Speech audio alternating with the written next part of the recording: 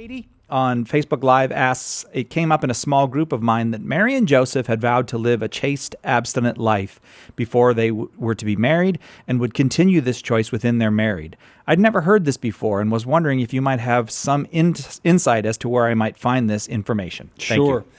you. In fact, I'd recommend, Katie, you get a hold of my book, Behold Your Mother, a biblical and historical defense of the Marian doctrines. In that book, I go into great detail on this in the section on the perpetual virginity of Mary.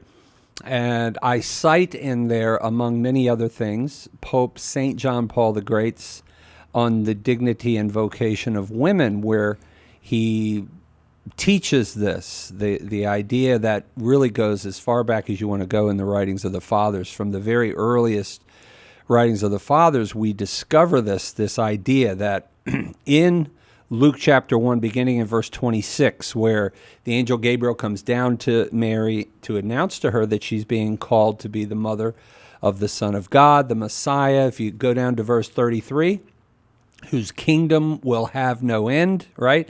That leads to the question that Mary asks in verse 34, how shall this be, for I know not man? Now, from the greatest minds of the 4th century, you find St. Jerome, St. Epiphanius, St. Ambrose, St. Augustine, St. Epiphanius, if I didn't mention him, and others. The question itself betrays the vow. That's kind of the refrain. And why is that? Because we know that Mary and Joseph were already married. They already have had what we would call in Catholic theology today a ratified union.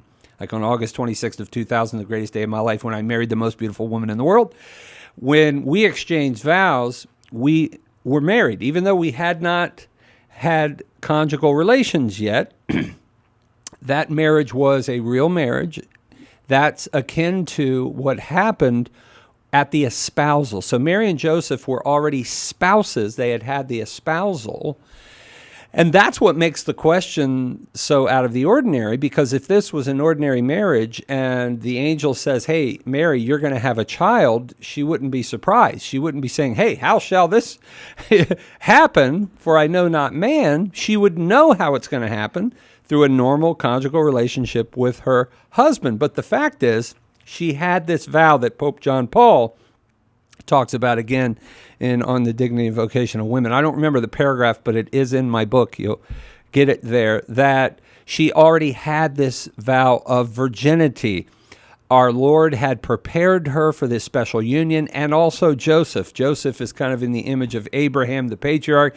He doesn't have full understanding of what's going on here, but he knows God has called him into this unique relationship. And so again, I'd encourage you to check out my book. I go into a lot more detail on that, but that leads to all sorts of other fun stuff I wish we had time to get into.